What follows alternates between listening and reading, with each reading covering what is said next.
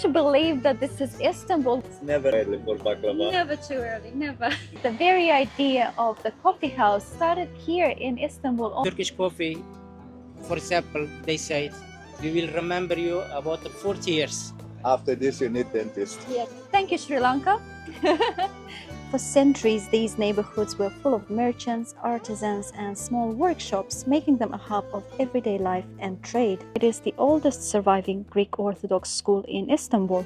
This is what heaven is made of. Not a good idea we separate here. That's the only problem. We don't have the money. We don't have the home. And we don't have the home either. Over 4,000 shops spread across 61 covered streets, expecting a bit of hustling, a bit of point. I think we really are lost. I have no idea where the entrance is. It's been a long time since I've had tomatoes like this. Thank you. Tomorrow come here again. One of the best experiences you can do here in Istanbul. Good morning, everyone. Here from another sunny day in Istanbul. Not a long busy day. Yes, we have a lot planned for today as well. But we're starting the day off with visiting two of the oldest neighborhoods here in Istanbul, Fener and Balat. So we just came to the Eminönü tram station, just near the Galata bridge where we were the other day in our previous vlog.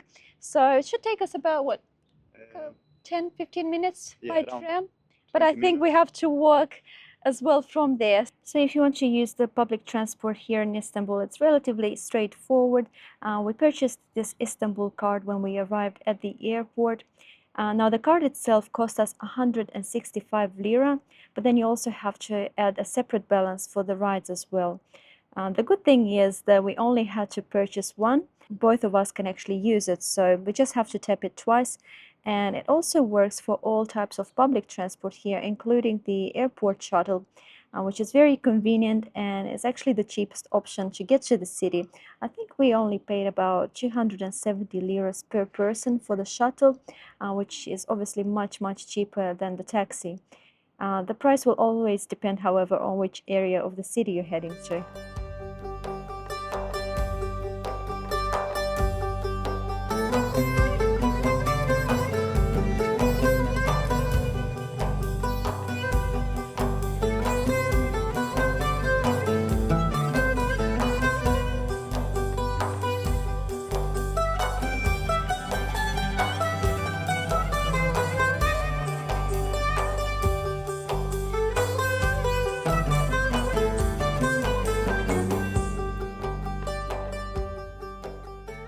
So it was only a 5-minute tram ride with the T5, and we got off at the Fener station. So it was actually much closer than we thought, to be honest. But I can already see just how colorful the streets look, and they have all these murals. Yeah, it's absolutely fascinating, and it's hard to believe that this is Istanbul. This is not the image I associated Istanbul with, to be honest. It looks very different. But the first thing that we want to do before starting exploring is start the day off with a nice Turkish coffee. And we've just come to the right place, I think. They have the traditional Turkish coffee in the sand. Wow. Okay, so should we have one now? Yes. Yes? Okay. So you can see the coffee is being prepared in a traditional briquet. What surprised me the most is just how quickly the water started to boil. As soon as he put it in the sand, I assume the sand must be very hot. Okay, so our coffees are ready. You can see just how beautifully they are presented. And you'll notice that Turkish coffee is always accompanied by a glass of water. I like the cups. It's the details, isn't it? The details make the difference. Wow. Yes, the smell. Smell nice, and you can see how creamy. Yeah, that foam So creamy. at the top. We've also ordered some baklava to go along with the coffee. Is it too early to have baklava, Mihai? It's never early for baklava. Never too early, never. Never. Anytime, any day. So when you think of Istanbul, coffee immediately comes to mind. And it's really more than just a drink here. It's a ritual, a way of connecting with people daily. And what's fascinating is that the very idea of the coffee house started here in Istanbul all the way back in the 16th century. The first ones opened around the 1550s, not far from the Grand Bazaar, and they quickly became the social hubs of the city. Historically, these coffee houses were even nicknamed schools of the wise because people didn't just come to drink coffee, they came to exchange ideas, news, tell stories, play backgammon, or even listen to poetry and music. In fact, the Ottoman coffee houses were so influential that the word kahvehane in Turkish, meaning house of coffee, eventually made its way into European languages as cafe or coffee house. So when we sit down for a cup of Turkish coffee today, we're really part of a tradition that's centuries old. Ooh, very strong, bold flavor. Very creamy. Very creamy as well, that's right. And yes, of course, my favorite part is that foam, that layer of foam at the top. Yes, what can I say? Turkish coffee is among my favorites, that's for sure. And what's interesting is that Turkish coffee is actually part of the UNESCO Intangible Cultural Heritage List, and it became part of that list in 2013, which means that it's really more than just about the flavor, it's about that social connection, the hospitality, and the passing down of tradition from generation to generation. What does Turkish coffee mean for you here in Turkey? In Turkey, Turkish coffee is so special. In Turkish coffee, when you have a Turkish coffee, for example, they say we will remember you about the 40 years. Oh, wow. Yeah, Okay. that is so important for everyone. For everyone. So Yeah. you drink it every day? Yeah, usually every day, minimum two coffee. Yeah. Minimum 2 coffees a day. Yes. Wow. And how do you normally like to have it? Just plain, or do you have it with something? Turkish coffee usually come with water and with some, we say lokum. Oh, Lokum. lokumi, yes. Yeah, chocolate, little bit chocolate. Yeah. Like this one, you see? Special chocolate. Yeah. We didn't see that actually. With Usually chocolate coming together, yeah. together. Yeah. Okay. And would you say Turkish coffee is as important as tea here in Turkey? No, No. it's the best one is tea. Tea is for like everyone, it's common. Okay. Yeah, second one is coffee. So second. So first is tea and then coffee. Yes. Yeah, so they also brought us some chocolate. It was covered underneath this, so I didn't notice it right away. Yeah, so it's basically Turkish delight or lokumi, and it's covered in chocolate. It's really good. Very sweet though. After this, you need dentist. Yes, you do need to go to the dentist after. That's right. It's not cheap. It costs a lot of money. Yes, but you can't resist the temptation. Here in Turkey, I find that you just want to try everything they have. The baklavas, the different baklavas they have, the Turkish delights, all the pastries, all the chocolates. Oh my goodness. Because everything it looks so yummy. It looks so nice. It's, Can't stop. you can't stop the way it's presented. Like I said in the previous vlog, it just grabs you by the hand, you know. Even if you're not hungry, you just want to go. And Another one, how you welcome inside. yes, that's another thing. You're always being so welcomed, and everyone is so polite here.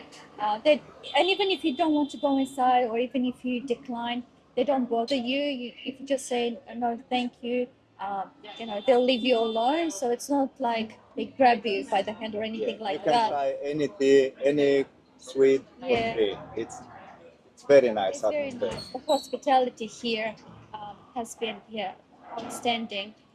Yes, the hospitality here in Turkey definitely stood out to us. But I have to say that, you know, ever since we started our adventure back in April, we've just been so fortunate, so lucky. Everywhere we've been, in every country up until this point, everyone's been so welcoming, so warm with us. And people have definitely become the most memorable part of our travels.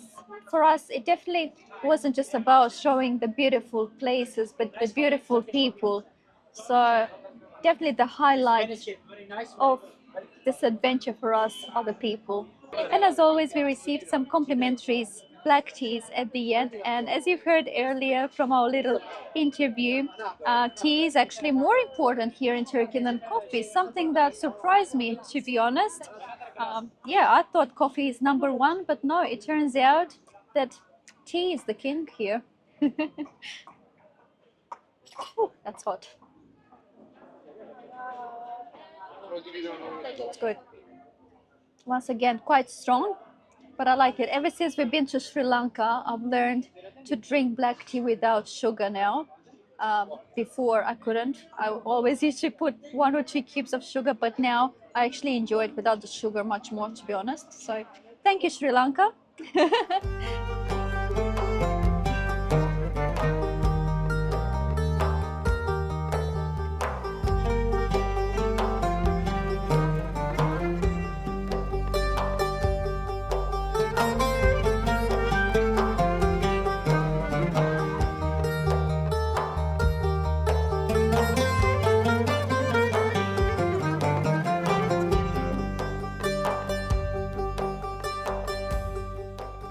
So when you start walking through Fener and Balat, you'll notice all the details, the painted doors, colorful stairs, cobblestone alleys, and even the cats stretching in the sun. These neighborhoods have a rich multicultural history. Fener was historically the center of the Greek Orthodox community, and then Balat was traditionally home to the Jewish community along with Armenian and other minority groups. For centuries, these neighborhoods were full of merchants, artisans, and small workshops, making them a hub of everyday life and trade. You can definitely see all the layers of history everywhere. Old churches and synagogues, Ottoman era houses. And what's interesting is that Fener and Balat are also part of Istanbul's historic areas, a UNESCO World Heritage Site, recognized for preserving this unique mix of history, architecture, and community. So as we were climbing the colorful stairs, I noticed a fairly strong, sweet smell of figs. And that's because there's a huge fig tree right above us. And then the next thing, this lady came up to us and she gave us some figs. And look the color. Yes, check out the color. So this is what I was talking about earlier, how it's the people that make a place so special and so memorable. Their warm greetings and the hospitality. So yes, this is a perfect example of that. Mm, smells so good. And tastes so nice. Yeah, it's good. Very sweet. Mm. And then right over here we have this massive red building that kind of looks like a castle, but it's not a castle at all. This is actually a school, the Fanar Greek Orthodox College, and it is the oldest surviving Greek Orthodox school in Istanbul. Locals even call it the Red Castle, and you can kind of see why. The school itself goes back all the way to the 1400s, right after the fall of Constantinople.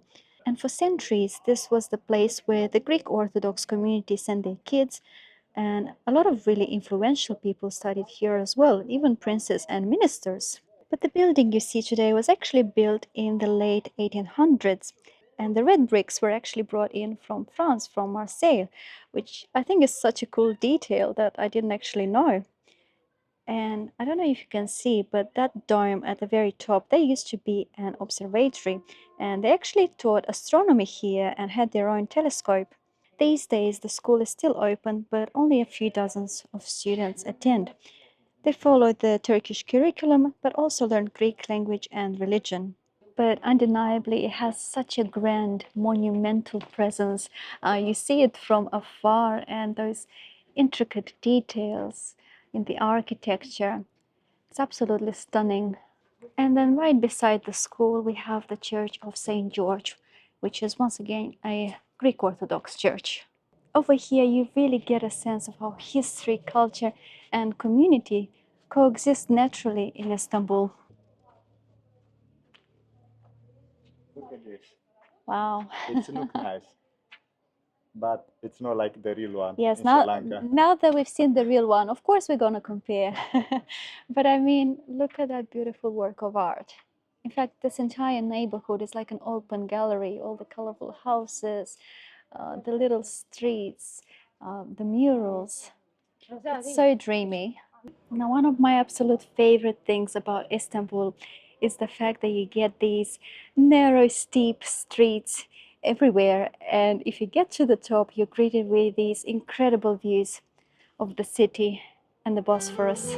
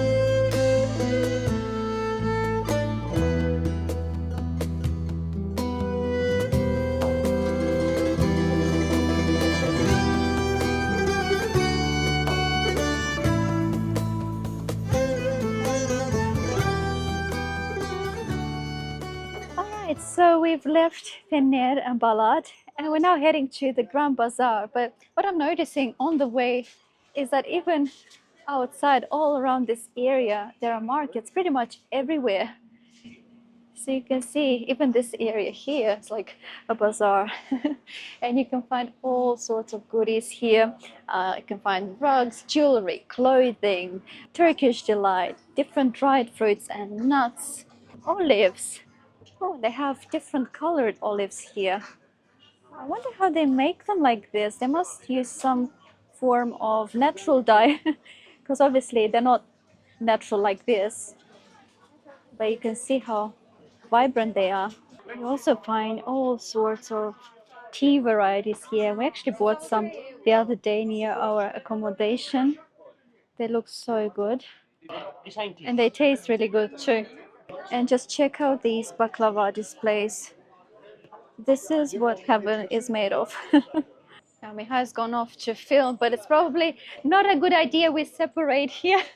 We'll get lost. For me, all the Istanbul, it's all bazaar. Yes, You can walk 5-6 hours, it's still bazaar.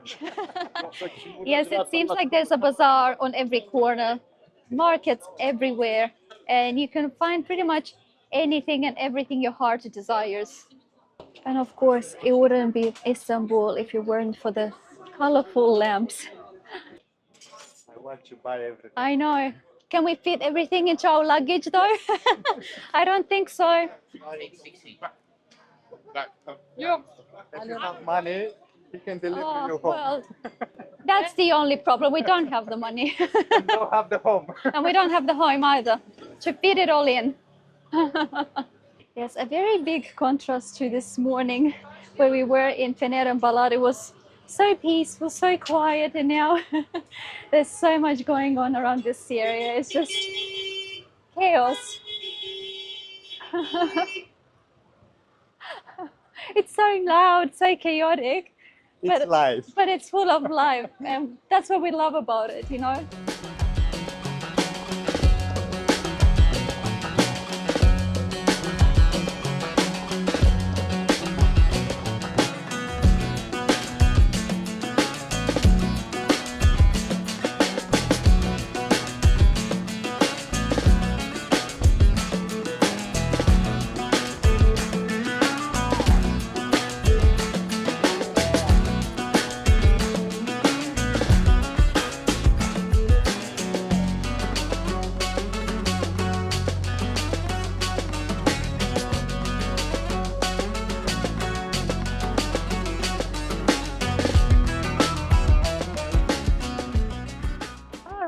We made it to the Grand Bazaar finally. Now we have to go through a security point first to get inside. So this to me looks more like a mall, you know, like a shop. It's more neatly arranged. It does feel a lot more touristy as well compared to what we saw outside. So yes, the prices are also a lot higher. That's why you won't really see any locals here. The locals normally shop where we were, just outside the bazaar. I noticed quite a few locals, but over here, yeah, it's mostly tourists from what I can see. It's like a maze of alleys, colorful shops, and all sorts of smells of spices, leather, teas. Now, the bazaar dates back all the way to the 15th century, shortly after the Ottoman conquest, and it's one of the largest and oldest covered markets in the world. It has over 4,000 shops spread across 61 covered streets, so getting a bit lost is almost guaranteed. Yes, you can really see how it was such an important trading hub for centuries. Merchants from Europe, Asia, and the Middle East all came here, exchanging goods, ideas, and culture. And even today, that energy of commerce and connection still pulses, not just here, but even as you saw outside, all around the bazaar as well. And just like I showed you before, over here you do expect to find lots of jewelry, hand-woven carpets, colorful textiles, lamps, ceramics, spices, teas, leather goods, souvenirs, you name it, everything. All sorts of sweets and treats. What can I say? I'm in love. I just want to buy everything. The people, it's so nice here. And No one touch you. It's yes, easy. very easy. I was expecting a bit of hustling, a bit of, how it is in most markets around the world. But over here, they politely invite you inside. And if you want to go in and have a chat, that's fine. If you don't, they leave you alone. They don't insist or anything like that. So I really like that. Even for the picture. Yeah. Sometimes you can say no picture, no, it's okay. Yeah, everyone's been so nice. They let us film, take pictures here. So, yeah, so far we've had a great experience. And not just here in the bazaar, but overall in Turkey, overall in Istanbul. I mean, everyone's been really nice and polite. Yeah, so it is quite easy to get lost. There are so many streets and alleys. But I have noticed it does get a bit repetitive, so you probably don't need to go and see every single shop in the bazaar. Yeah, you see a lot of the same stuff on every street, so very colorful, very vibrant, and it just gives you so much energy when you come here. It's incredible. My favorite part is this one here. I like the color. You like the vibrant colors, yes. Little Aladdin. Yeah, the Aladdin lamps. How cute, very cute. Yes, this bazaar is just a feast for the eyes. Everything is so colorful. I am noticing quite a few fake Chanel and Dior bags as well. They seem to be quite popular around here. So at this point, I think we really are lost. I have no idea where the entrance is, where we came from. Even Google doesn't help you. No, Google won't help you here. No way. Now you can see a lot of the things here are handmade, and this man over here is weaving the rug all by hand.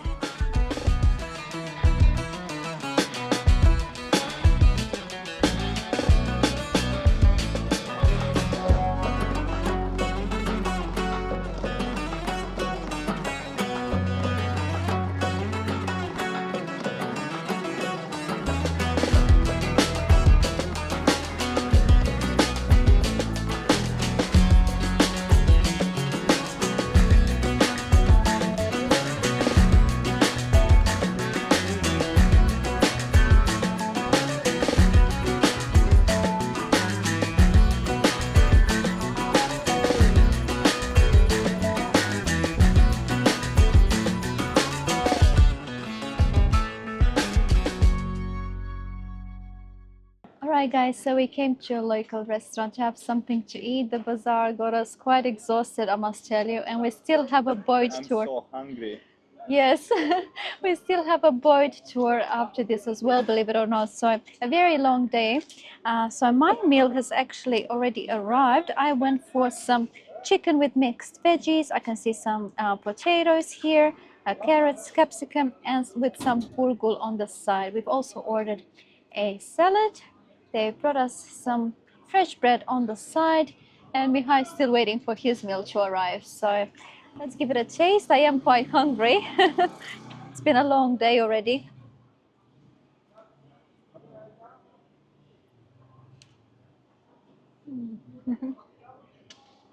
Yeah, super delicious. This is comfort food, you know. Oh, amazing.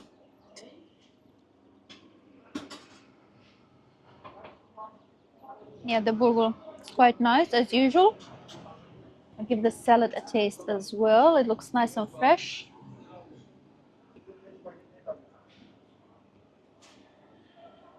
These tomatoes have so much flavor. It's been a long time since I've had tomatoes like this. Okay, and Mihai's dish has also arrived. He went for some grilled chicken wings. The grill smell. Yeah, I can smell it from here. With some Charcoal. Very nice charcoal, yes. With some burgul, bit of salad. I can see some capsicum, roasted tomato, and pita bread.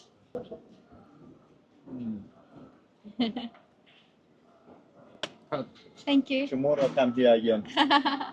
Very nice. Very Yeah. nice meat. It's so juicy.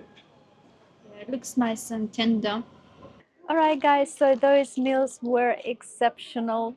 We are two happy kids now. Mihai is so happy. I can see full me. now. Yes, they were really good. Like pregnant. Yeah, you've gained a few kilos since we've been here.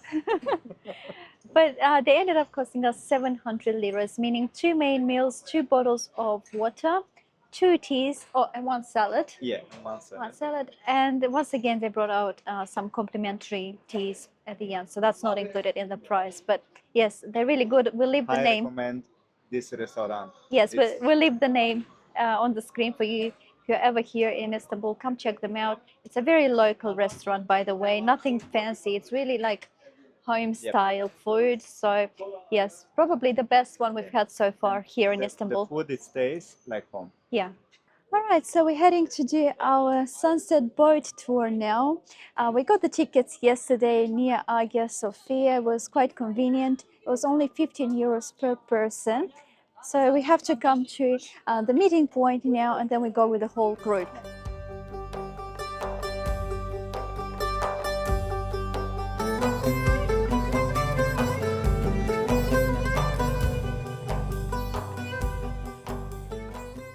Okay, so it was quite a large group, but this tour will run for about 2 hours. And the cool thing about it is that you get to see Istanbul from Modern both at sunset and at night time.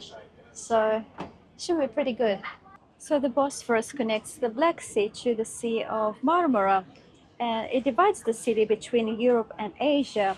So on this tour, we'll be moving along both sides of Istanbul. And as we move along, you can see the old palaces, the mosques, the modern buildings on both shores. And honestly, the sunset makes everything look so warm and golden, and the water reflects all of it. It's pretty amazing. Definitely one of the best experiences you can do here in Istanbul. There's a lot of activity on the water as well. There are ferries, small boats, fishermen, and of course the seagulls are everywhere. And even though, yes, it is calmer than walking through the streets, you still get that vibrant feeling of a city that's so alive. Such a nice way to relax and take in the city from a whole different perspective.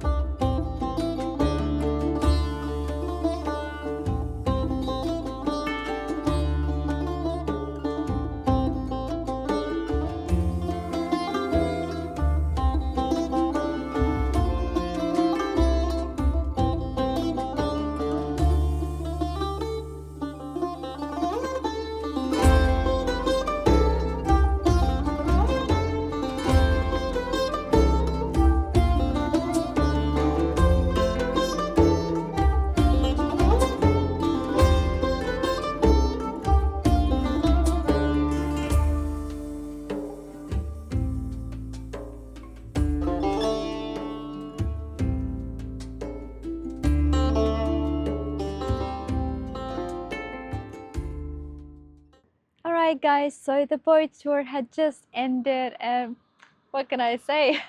It was amazing. Yes, it was fabulous. Definitely a must-do experience if you come here in Istanbul. I mean, during the day, the city is still beautiful, but at night, it You just know, I like the transforms. reflection in the water. Yeah, all those lights reflecting in the water. Yeah, absolutely stunning.